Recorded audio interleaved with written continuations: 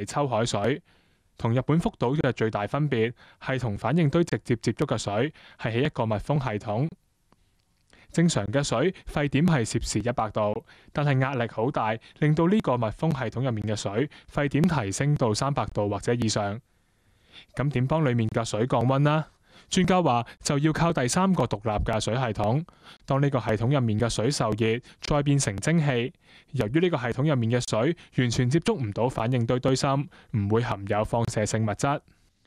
加上大亞灣核電廠嘅反應堆有多重保護，所以更加安全。佢嗰個安全罩咧就會堅固好多啦。裏邊用嘅保護設施又會多好多啦。譬如嗰啲系統，咁佢又多好多後備嘅系統啦。即係一個壞咗，第二個馬上補上啦。